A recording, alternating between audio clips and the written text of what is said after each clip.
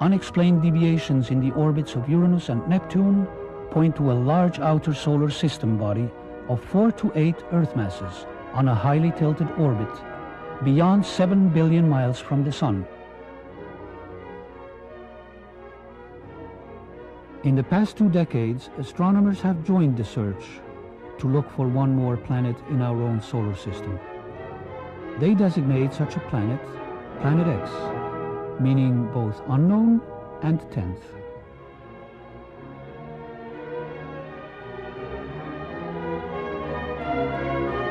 In August 1978, which was just about 6 weeks after we discovered the fact that Pluto has a satellite.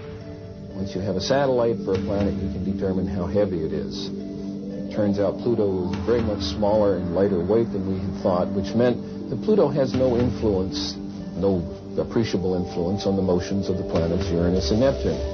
At that point, we voiced the hypothesis that this means that there is at least one yet to be discovered planet in the outer reaches of the solar system. Over the past 2 decades, physicists have joined astronomers in the search for the mysterious Planet X. One of the things we did in 1978, having made this prediction that there was an additional planet, 10th or 12th, depending on your point of view, we sort of put our money where our mouth was, as it were, and we went out and we started looking for this thing. We've been able to refine the search area somewhat, get it rather narrowed down. We do our predictions based on the observed anomalies in Uranus and Neptune.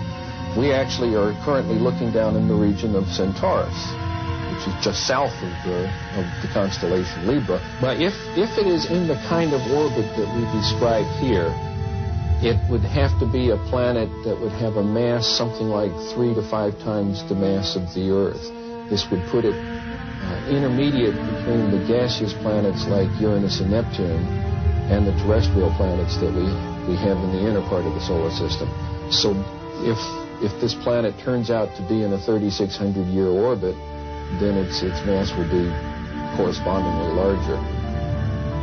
This one here is a map of the solar system as we know it. The inner planets, this is the orbit of planet Pluto.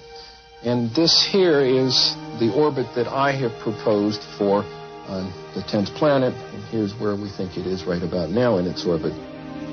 If Planet X exists, we are not alone. However, today on this video is that just recently, news reports have come out that there may be a massive super-Earth type planet orbiting outside our solar system that we don't know about. And this is confirmed, and I'll put the links in the video description so you guys can check it out. So here's what we found. Dwarf planet discovery hints at a super-Earth in our solar system. Astronomers have increased the size of the observable solar system after spotting a 450-kilometer wide object orbiting the Sun. The lump of ice and rock circles the Sun at a greater distance than any known object. If its size is confirmed, it could qualify as a dwarf planet in the same category as Pluto. Researchers said that the discovery proves the existence of the inner Oort cloud, a region of icy bodies that lies far beyond the orbit of Neptune. And let's remember that Neptune is the most remote planet in our solar system. Until a proper name is decided upon, the body is known only as 2012 VP113. According to the science journal Nature, the team that discovered it called it VP for short, or Biden, after U.S. Vice President Joe Biden. Its pink tinge comes from the radiation damage that alters the makeup of frozen water, methane, and carbon dioxide on the surface. Though exciting in its own right, the discovery raises more tantalizing prospect for many astronomers that a super-Earth, up to 10 times the mass of our planet, orbits the Sun at such a great distance that has never been seen. Astronomers found 2012 VP113 by taking snapshots of the night sky an hour or so apart with an instrument called the Dark Energy Camera on the U.S. National Optical Astronomy Observation Telescope in Chile. When they turned the images into a time-lapse movie of the sky, they could see the new body moving against the background of stationary stars. This object has the most distant orbit known, Scott Shepard at the Carnegie Institution of Washington told The Guardian. It extends the known boundary of the observable solar system.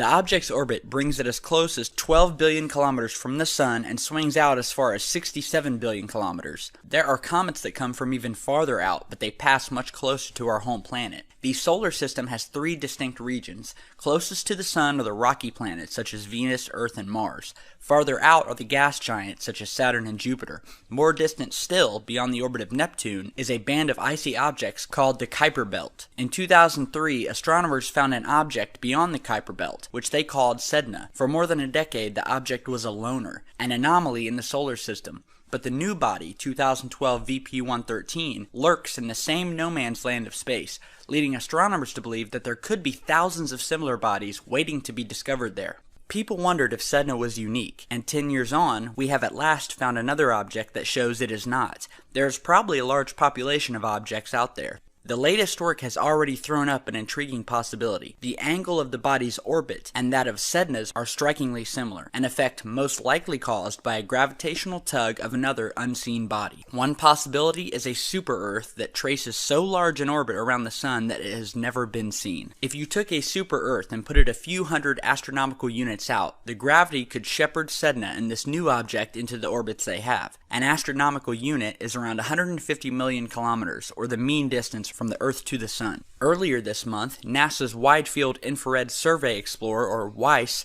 reported the results from its search. Okay guys, this is Frank, and I'm doing an update on the Black Star object, fiery messenger, or second sun, whatever you want to call it. Today is June 22nd, 2014. And the reason why I'm doing this update is because there is quite some confusion about the current lull period on the planet. There's not so much seismic activity as we had in April or May and March. And I wanted to get the picture clear myself, so this is why I'm doing the update. And I think I know the reason why this is happening, and I'll show that to you. This is an article that I wrote in January this year. It's about the fiery messenger, that's what I prefer to call it. And if I go down, you can see how I started the investigation. It started when I did some research on earthquakes, and I noticed that between 1700 and 1952, there were only 3 magnitude 9 earthquakes, and they all occurred with Uranus in approximately the same area in the sky. And I thought this is not a coincidence, and so I dug into that a little, and then I went into the history of Planet X, which goes back all the way to the 19th century. You can read it all here. This is the entire history. The interesting thing here is that astronomers in the early 80s actually confirmed what Uranus already indicated, which is an object on the western part of the constellation Orion, which is here. You can see this on the picture. This is the western part of Orion, and here's Uranus during those large earthquakes between 1700 and 1952. So this was actually the first confirmation for me. And then I found, here's the plane of the ecliptic, which means that the object is coming from the south and then slowly going upwards into the inner solar system. There's actually a picture of this object, and here it is. You may wonder if this is the real object. I think it is. It was found by some guy on YouTube. He has the coordinates on the western part of Orion, and Google Sky. This picture was taken between 2000 and 2005, and Google Sky at the same coordinates is showing something completely different. It has masked the object completely, and I zoomed in, and I had some difficulty doing that. But if you don't zoom in and you just get your coordinates, you just see this as background stars or whatever. So you don't see it. It goes unnoticed. But if you zoom in and you know what to look for, namely this object. I mean, if you look at the stars here around it, they are at exactly the same position. So this has brightened up a little bit. The stars look brighter, but they certainly completely mask the object here, and they did that for a reason. And the blacked out box in Google Sky somewhere else near the western part of Orion is just a decoy. That's not at all interesting. This is what it's really about. And well, you can read this article for yourself, The Trail of Earthquakes, with all the constellations. That's not what I want to do now. It's about the western part of Orion. It's about this object coming from the south. Why am I showing this to you? Well, what I noticed, if I go to EMSC here, and I wanted to know when exactly magnitude 8 earthquakes occurred during the last 10 years. Well, between October 4, I think in October it's where the database from EMSC started, to today, this time period, magnitude 8 earthquakes, I entered it here, and the events, there are only 13 of them. What's interesting about these earthquakes is that they all occurred somewhere between September and May. You don't see any of these earthquakes during the months June, July, and August. And there must be a reason for it. There has to be. So I wanted to find out if that also fits the, the theory, or well, the pieces of the puzzle that I had so far, that you can read here in this article. And in order to find that out, we have to go to Solar System Scope, and there it is. This is today, and let's see. What I want to do here is I want to line up the Sun with Orion. Orion. That's here. This is Orion. Here you can see it. This is the constellation Orion. And I want to line that up here, so like this. So the Sun is actually in the middle of Orion, like that. This here is the western part of Orion. Now, why is that interesting? Like I said, what you see here, especially during the last 4 years, magnitude 8 plus earthquakes occurred February, March, April, May, April. So between February and May. This is the area of Earth's orbit that we should take a look at. Well, let's do that here. Here's the Earth, and I draw it back to February.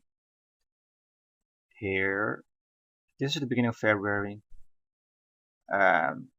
Maybe January as well, but here's February, early February, and then all the way up to May. You see what's happening? You see what's going on here? You see that? This is exactly the area where the Earth in its orbit around the Sun goes through the imaginary line drawn through the object coming from the south, from the western part of Orion. This is the western part of Orion area where the Earth goes through during this time period. So during February, you see that? This is February here. Around here it starts. Here's where it starts. And these were the coordinates where Uranus was during those large earthquakes in 250 years' time. It was in this area. It's also in the western part of Orion. Can I get Earth? Yes, here it is. So, and this year in April, that's where it started. This was the highlight of activity around this area here. And if we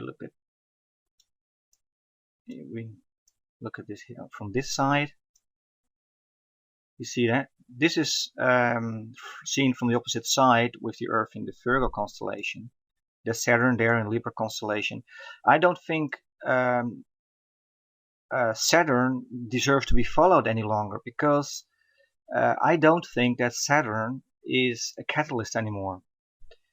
I believe this is the case because I can't find any pattern anymore, any pattern that we can recognize and that we can follow. There's confusion because I expected large earthquakes in the month of May.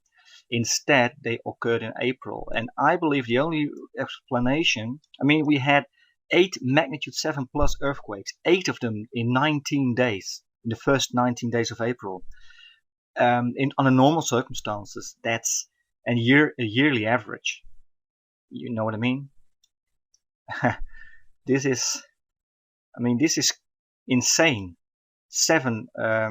8 magnitude 7 plus earthquakes. We had April 1, we had the magnitude 8 earthquake in Chile, and then followed by 7 magnitude 7 plus earthquakes until April 19. And then throughout the month of May, we also had quite some magnitude 6 earthquakes, and then also that went down after May the 20th or so, which is here. And here you can see the Earth is really going outside the area of influence on the western part of Orion.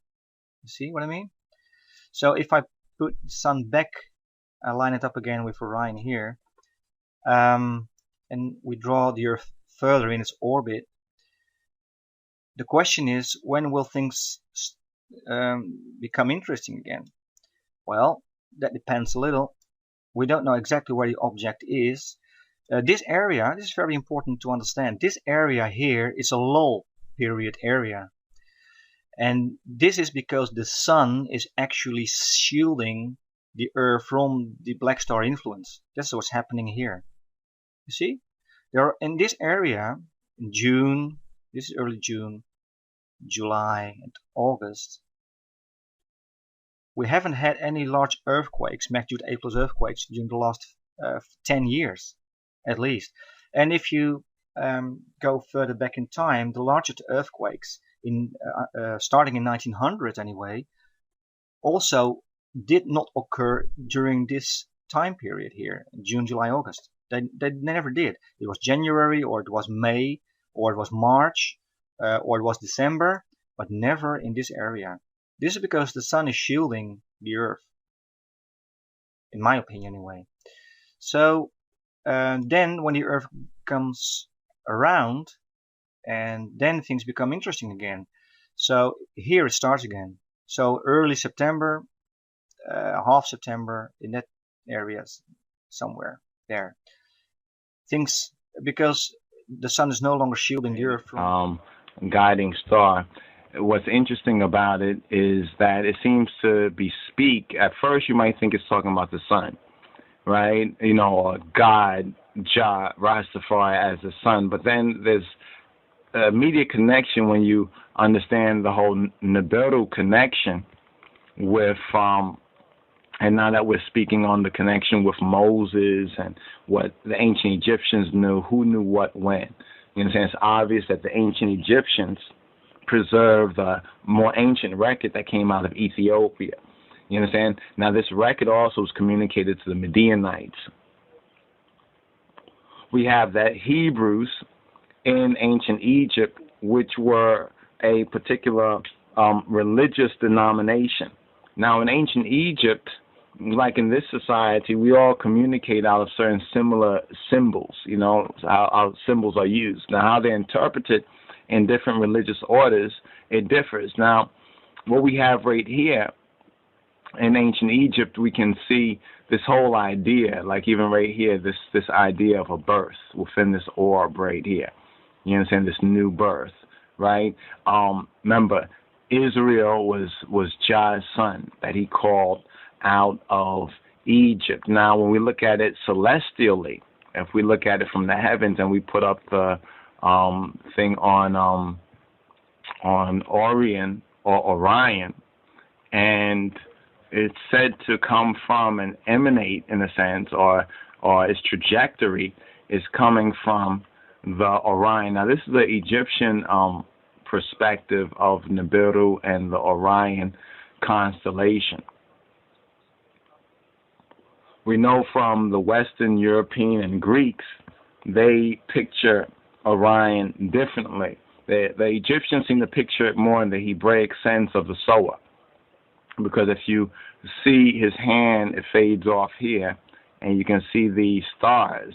He's sowing the stars right here, and he's carrying a staff in that sense, like a shepherd, right? So he's sowing these stars, and there's a 7 stars connection, and we touched on Amos, I think Amos 5, where it's saying, look to the one who makes the 7 stars and Orion. Now, there's one particular planet that's of particular interest, and that is called, some say, the 10th planet. You understand? The 10th planet, or Nibiru, right?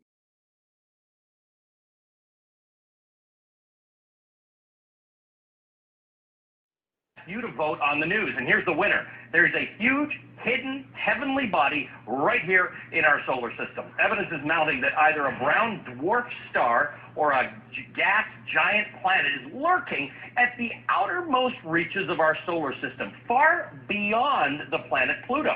According to the British newspaper The Independent, the object is 4 times the size of Jupiter. Experts say the presence of such a massive object could explain why a barrage of comets has been coming from that direction.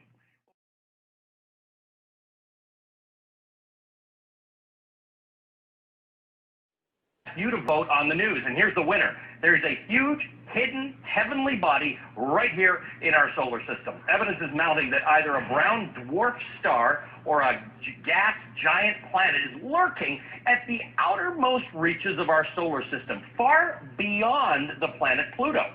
According to the British newspaper The Independent, the object is 4 times the size of Jupiter. Experts say the presence of such a massive object could explain why a barrage of comets has been coming from that direction.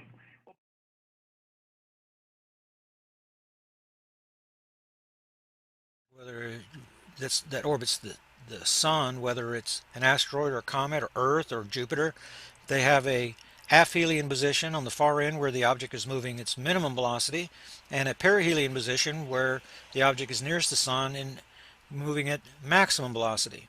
Okay, so if this object truly did reach perihelion and is now on the outbound, you see it's moving now back to the location, moving through Leo and Virgo, Libra. You see now it's getting ready to go into the quadrant of space that includes Scorpio and Sagittarius. It's possible, since we're dealing with an anomalous object, is the reason that I'm considering this. It makes no sense to me how the object could be increasing in velocity. In other words, instead of 188 days, now we're beyond 204 days.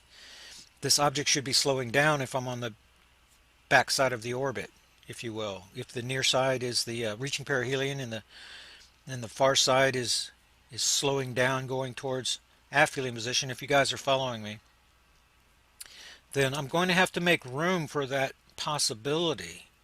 Even though the data doesn't appear to point that way, it's possible. A researcher sometimes gathers enough evidence and then draws a conclusion too early and then shapes everything to fit that. You know, that duck that walks like a duck and sounds like a duck and sounds more and more like a duck, if you slant the data that way. And am I guilty of that? I'm not sure yet, but I want to keep an open mind. And I think you guys will find the questions that you will get into scripture some, and he's asking about survival group sizes and things like that. And he asked me about Gil Broussard, and his work mirrors that of the Harrington model, and he's the Planet 7X guy. So it's possible. I'm going to have to give their work. I've been looking at it as disinformation, like I said, and so I'm going to leave that door open. I'm going to leave that folder open and see if the data doesn't point that way. That would explain some things that are inconsistent in my current modeling, actually. So the Black Star and the Sandbox type program model. See, when you look at this video right here, then a question came in from Kale. And he's going to be looking at the sandbox model. That's where you look at a picture of the inner solar system, and then using that model, it's going to predict how the objects inside the inner solar system are going to react to a heavy mass object that comes in. Problem is that the gravity well shape of the Sun, the Earth, Jupiter, they're all the same. They're just larger and smaller. But the Earth, Jupiter, and Saturn, the Sun, are made up of regular molecules that are filled with air, like balsa wood, in comparison to the black star that all the subatomic particles are compressed together. So you're going to get a I use the example of putting a bowling ball in the middle of your king-size bed. That gives you the shape of the gravity wells, and it's one way to look at gravity well. It's actually 3 dimensions. Okay, but with a black star type object where all the objects are compressed together, then you're going to take a pool stick and put it in the center of your bed and then put your car on top of it. It's going to push the well way, way, way, way down, and microlensing is going to be perfected, and that's one of the reasons that you can't see it. Along with the perspiration, release of subatomic particles, like every star does, releases its outer skin, then it causes it to perspire and then become cold. Remember that the visible spectrum is the electromagnetic spectrum. I mean, light and radio waves and X-rays, all of these are electromagnetic waves. The electromagnetic spectrum is represented by taking your arms and putting them out as far as you can, and then the visible spectrum is about 3 inches in front of your nose. So there's plenty of space there. There's plenty of room for objects that we just can't see. And this object that I'm tracking is one of those objects. It's definitely not a planet. It is definitely a star-like object. And but whenever you bring in experts, pardon me, when you bring in experts, they always have a model to explain what's going on. As for example, the magnetic pole migration that's going on right now. Then there's a model. This happens 3 to 7 times every million years. Well, if I'm talking to one of these geologists, then he's going to have the explanation. But if we're being influenced by a black star and another magnet is in the inner solar system, then we're going to get, say, very much the same thing, but for a different reason. So that's that question came up on the recent radio show, why I'm not using more lettered people, and it's because they are all inside the box thinkers. And to run this investigation, you have to think, be able to think outside the box, and stand there deliberately and well, reject the common interpretations. You know, what turned the magnetosphere around March 12th and 13th, 2012, 1 year and 1 day after Fukushima? See, that's a part of the research that traditional modeling is not going to even begin to explain, because that kind of thing is impossible. There's a story here on the list of train wrecks and derailments since April of 2013. Now, this is a little bit stunning that there's been this many train wrecks around the world, and trains colliding, being derailed. There's a lot of information there, and there seems to be a pattern with the earth changes that are going on.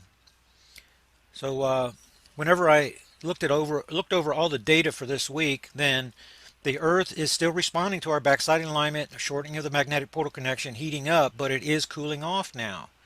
These stories of the magma chambers outgassing, these stories, pardon me, I'm having difficulty. These stories are diminishing now, although they are still happening. Just because we're in an earth change lull period does not mean the earth changes go away. That means that they decrease in frequency and intensity, right? Well, look at this value. This is a very important number right here. This is the 2.5 to 4 magnitude quakes. These numbers represent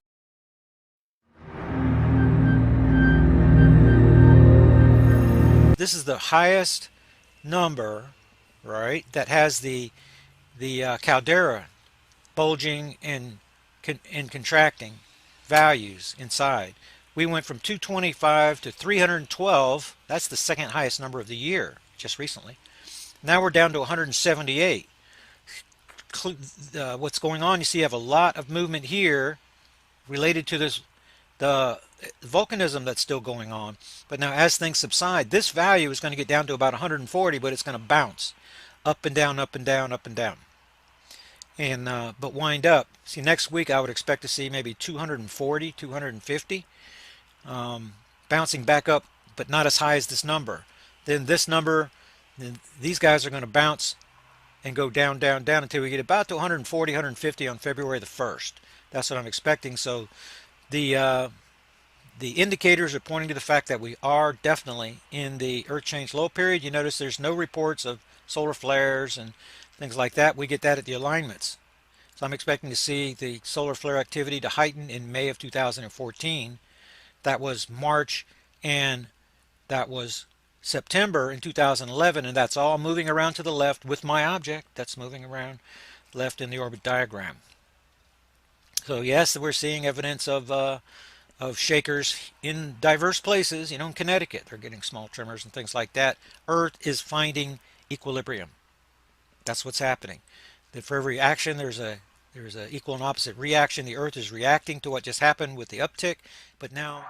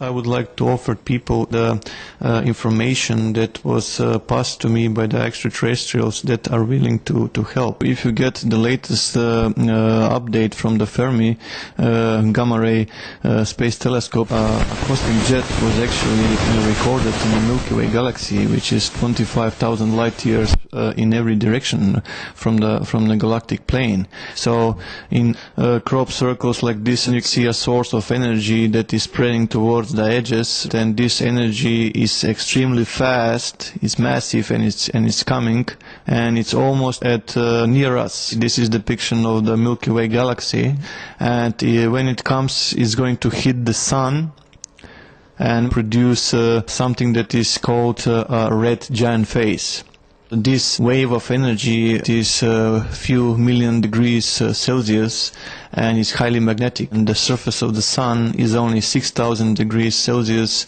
If something that is millions of degrees Celsius touches a surface of a plasma that is only 6,000 degrees Celsius, it will be enough of the star to spend all its fuel and to move from its main sequence into what is known as red giant phase, like in this crop circle. The Sun radiates heat by converting hydrogen within its core into helium in a process known as nuclear fusion. The Sun's characteristics are just right for enabling life on Earth to flourish and be sustained. Once the hydrogen at the Sun's core becomes depleted, a process that normally takes 5 billion years, the core begins to contract. The star then collapses and releases gravitational energy into its surrounding outer layer, causing it to expand and transforming it into a red giant. When the red giant phase ends, the Sun will become a smaller, cooler star which is known as a white dwarf. Mr. Andov has determined from analyzing the crop circles that after the energy wave arrives, the Sun's white dwarf phase will be reached within months. This is the close-up of the crop circle that was delivered and the red giant phase. This is, in my perspective, one of the most important crop circles that were delivered. It appeared on July 15, 2008 on Aviary Minor in United Kingdom. It's the depiction of our solar system with all the planets and with only slight deviation. Pluto is not the same. As it is possible to calculate the position of all the planets in the solar system on a specific future date, the alignment of the planets in the UK crop circle match what their position should be on December the 23rd, 2012. There was another depiction, another warning, which actually took place on 29th of March 2011 when we experienced this amazing display above the sky of New Zealand. When people started to analyze those stars, they were matching exactly the same, December 23rd, 2012. This crop circle, the dragonfly is symbolizing the extreme changes, and the phoenix, which is extremely important, is a mythological bird that lives a very very long lifespan, and when it recognizes that its life is coming to an end, it puts a fire into the nest and it burns to ashes. From those ashes, a new small phoenix is reborn. That's a symbol that the Sun is going to be reborn soon. So it's all a symbolic depiction. So red giant phase, is it scientifically possible? What are the consequences for the planets when the Sun becomes a red giant? It's going to do a slow expansion, which will begin on December 23rd, 2012, and it will culminate on 28th of March 2013. The Sun here is expanded and it had swallowed Mercury and Venus completely. That leaves Earth and Mars very, very dangerously close to the Sun. The energy emanating from the center of the galaxy will not just transform the Sun. Pane Andov says it will make contact with the rest of the solar system as well. This energy, as is spreading towards the edges of the galaxy, will also pass through all the planets, including Earth. So just for comparison, the hottest layer of our atmosphere is thermosphere, is around 1,500 degrees Celsius. Most of the time it's less than 1,500 degrees Celsius. So what happens when a cloud, which is highly magnetic and millions of degrees Celsius hot, touches with the atmosphere of a planet which is only, let's say, 1,500 degrees Celsius hot? It's just going to deplete the whole atmosphere. So there are plenty of changes on the 3D level that we need to be aware of. Mr. Andov has learned that our Sun has a companion or twin star located on the outer edge of the solar system. The Sun becoming a white dwarf will enormously change the relationship between these two stars. I will just need to mention this.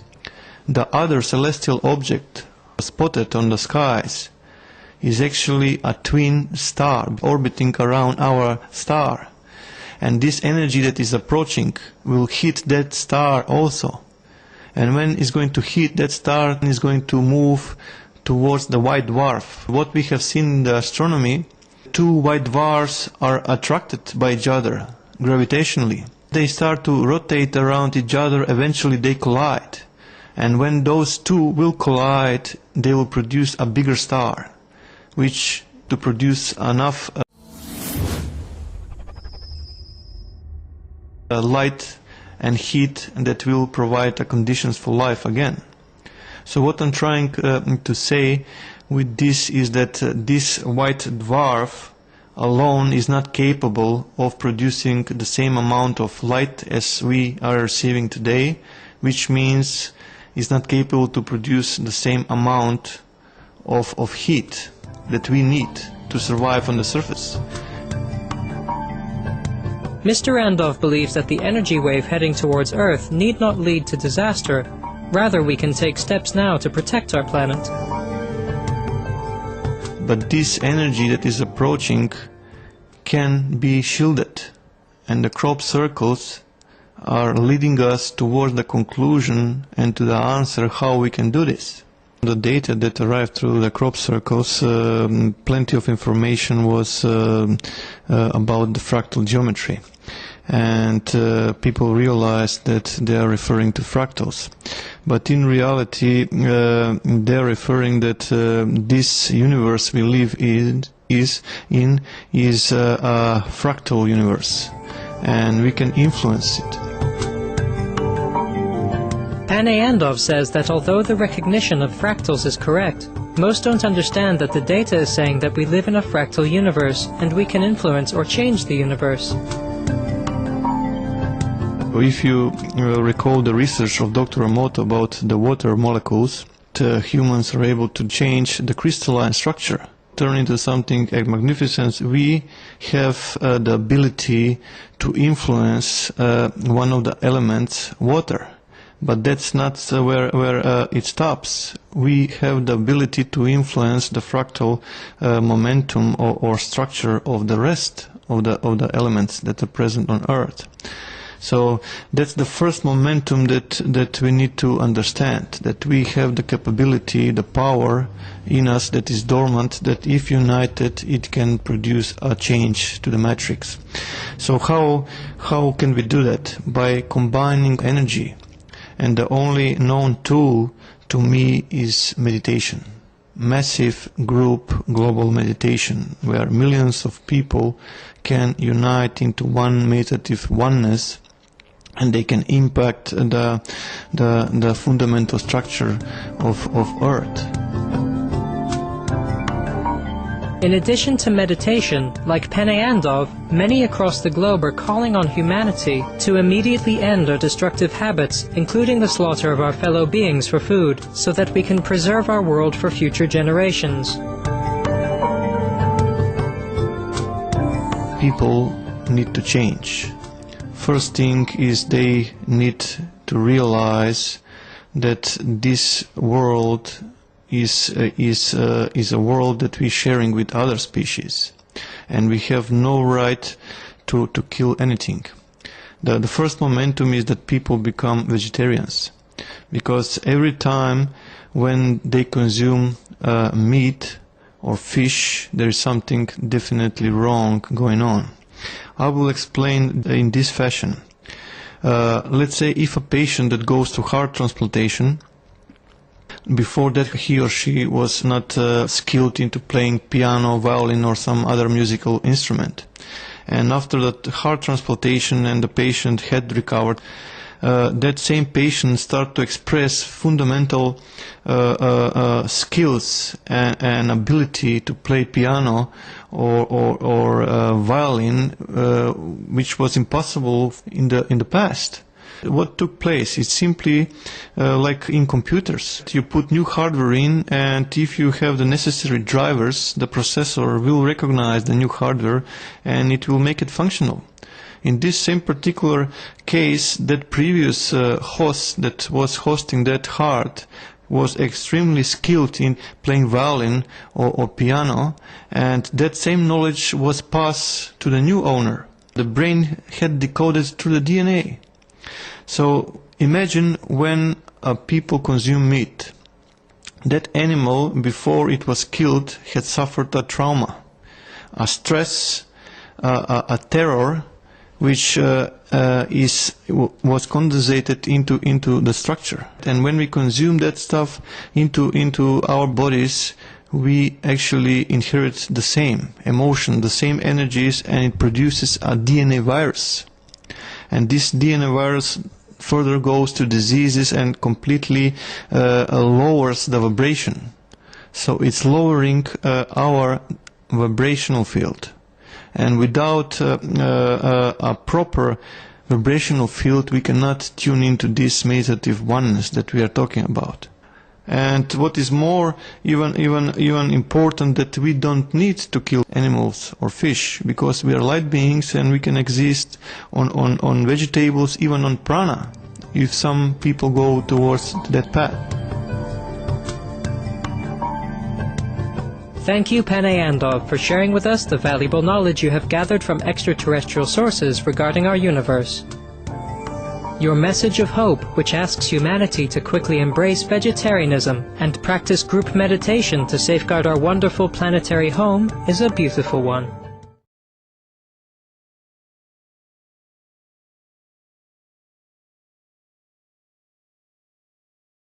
That's all I thought it was. But now that I know that, the pesticides and fertilizers that they use on our crops are full of fluoride as well. I mean, you're getting much more fluoride from the outer leaves of a lettuce and the outer skin of a potato, grapes, raisins, obviously, and most crops. So we're getting a lot of shit basically in our food. And then with meat, obviously the cows, whatever, pigs, they drink presumably tap water. Not going to get mineral water, are they? Unless they're drinking rainwater from puddles, but don't know about that either. Don't think they allow too many puddles because of mosquitoes. So they're drinking tap water. They're also getting shed loads of antibiotics. Oh yeah, my point was about the organic versus, yes. So I didn't realise that the organic was quite so different, so that if they haven't used fertilisers and pesticides, then this food, and if they've watered it, well, I suppose they might have to water it, but generally maybe just the rain waters it. So then, then you are getting good food. And this what makes sense to me, because I always knew that, I always felt that they don't want to kill everyone on the planet. They want to keep the in crowd. So it probably is other human beings that have done this, that are doing this. And they've just had knowledge for a long time. And so they want to keep some, obviously. And all this stuff with the Illuminati and Illuminati signs keep those people in the know. So organic was probably something for them. We're going organic now, which means the rest of the food is going to be dodgy. Well, I advise anyone with their food to take off the outer layers, because I think the worst bit is the pesticides. There's a lot of fluoride there, a lot of fluoride compounds, and some of these are the worst, So take off the outer leaves, peel them heavily, because you can't wash it off, it's too sticky. But what you should know is that these fluoride ions will, on their own, will go and sort of block your chakra. This is my understanding. But if you've got things in your body, calcium, vitamin C, magnesium, they will bond with the fluoride and you'll poo them out quite happily. But I think sodium, I think there's a bit of a unsurety on sodium, whether that's okay or not, because sodium seems to be in absolutely everything. It's salt, I suppose. And Europe table salt, there's your fluoride there. So, aluminium, very bad. When if the fluoride ion goes with an aluminium particle and becomes aluminium fluoride, whatever, that's nasty. And by the way, just to let you know, fluoride is basically this real toxic thing. It just bonds with anything. So, you know, it will bond with whatever's there. I don't know if it has a preference or not. So the thing to do is to make sure you've got some nutrition in your body. Calcium, vitamin C, magnesium. Don't know where you get magnesium from. Make sure you've got that in your body, and then if you consume fluoride, it's not likely going to hurt you so much. But you really want to cut down on your fluoride intake, and fuck knows what else they put in the water. Remember, when we're talking fluoride, we're always talking parts per million. So apparently on the outer leaf of a lettuce you've got 180 parts per million, which is really, really high. And they claim the safe levels to have in water is what was 1 part per million. Now they've upped it to 1.5 parts per million. But you're drinking a lot more. You know, when you consume water, you're consuming large quantities. So if you talk about a raisin, that might have 44 parts per million. You know, raisin's quite small, isn't it? Because the grapes, again, they spray pesticides on the grapes. Really sticky, can't get it off. And it's difficult to avoid, so the main thing is to make sure you have nutrition. And this, obviously, this is why I'm thinking that the rich people, they're going to be, or the people who are in the crowd of the whoever's doing this, they're going to sort of know this. They'll probably eat all organic food. You know, I suppose if someone said to me, right, we're only going to let 1 million people live on this planet from now on. You're in the million people, but you better not tell anyone else. If you tell anyone else, then we're going to kill you. You know, I suppose I'll probably go along with it. Luckily, I don't have to face that decision. I say luckily because I wouldn't want that dilemma. God, that would be weird. So anyway, I'm in the masses here, along with everyone else. I'm not scared. Yeah, bring it on. I'm happier each time I find out something. I mean, I listened to the BBC Radio 4. I've been listening to it for years. I thought they'd be covering all the angles. I suppose about a year or two, I've been coming to the conclusions that no, certainly not getting everything at all. You've got to come to YouTube for that. God bless YouTube. Yeah, you've got a lot of wrong information here and a lot of people's opinions, but you just have to sort of try and understand everything for yourself. Okay, to the warning. What they've been doing the last few years. Lowering our immune systems. Oh, well, they might have started this before with antibiotics. I don't know if I mentioned it earlier, by the way, when I was talking about cows, the meat we eat, they drink the water, but they're all on antibiotics, all these cows. So even if you try and avoid antibiotics, you end up getting it through the meat you eat. It's a bit of a pain. Yes, so the warning. Weakening our immune systems. The last 3 years, they've been spraying chemicals into the skies, into the atmosphere. Okay, we notice chemtrails. A lot of people dispute it, saying, contrails. But it's hard to remember. But I do not remember having those long clouds coming out of aeroplanes. I remember contrails, they go across, they leave a bit, and it goes away. I remember foggy days. I remember clear days. But I don't remember waking up in the morning, going outside, blue sky, load of planes crisscross ahead, all leaving long white streaks, and then by 10 o'clock, it's just all haze. I don't remember that. And then sort of, sometimes in the evening or whatever, I'm sort of outside and there's breathing in sharp. It's like you can tell there's something in the air, and that's actually when I go inside and keep the windows shut for a bit. Although I always sleep with the window open. I cannot sleep with the window closed. So what they're doing is this like aluminium dust that they're spraying into the clouds, into the sky. Now I think there's two reasons that they've done this. And I think one reason is to mask the strength of the sun. The last few years we've had quite mild winters, we've had crap summers because it's just been cloudy, but there's been no rain. That was the thing that I was finding funny. It's like, oh, we've got all these clouds, but there's no rain.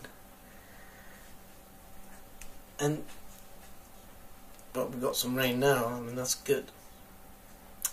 So, but also this aluminium and barium, I think, as well, eventually drifts back down to the ground, and we're breathing it in, and that will weaken our immune systems. So here we go. They're making us depressed, unenlightened, unhappy with the fluoride. They've now weakened our immune systems.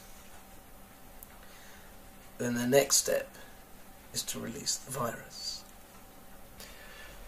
You'll have all these depressed people, and obviously depression can lead to anger. And then they release a virus. Biological weapon. That's what it will be. I've only just thought that now. At the Olympics, it's not going to be a dirty bomb. It is going to be dirty, but it's going to be a biological weapon, I think. And then they'll say, well, probably hand out some tablets. Well, I don't know exactly what it's going to be, but I think it's going to be this summer. I think all the hype about December 2012, I think that's a smokescreen. I think that's misinformation to make people think, you know, they're not going to worry about things up until the late stage of December, and by then we'll already have had what we're going to have. I don't know about Nibiru. Nibiru makes sense to me in some ways. Sort of believe in a Planet X, but I think if there was anything coming, we would have definitely seen it by now. The pictures we're getting on YouTube's nothing. It was supposed to come round in May, June time. Well, it didn't, did it? Yes, it did, and we didn't notice it. It's possible. Something is going on with the sun, though. I mean, either the sun's getting stronger, or it's the global warming effect, but my God, when the sun comes out and it's clear, it is hot. I mean, March, we had some sunny days in March, and I was wearing my shorts straight away. It was like summer. It was like a nice summer's day then. And then we had the hot spell in May, and that was hot. It was uncomfortable hot. It wasn't nice. I didn't want to be in the sun for too long at all. It was too strong. I mean, it's okay probably if you're on a beach and you can dip into the pool or whatever, but not when you're working and stuff. So, I think I've summed it up. That I think something's going to happen during the Olympics because of some dreams I had a few years ago.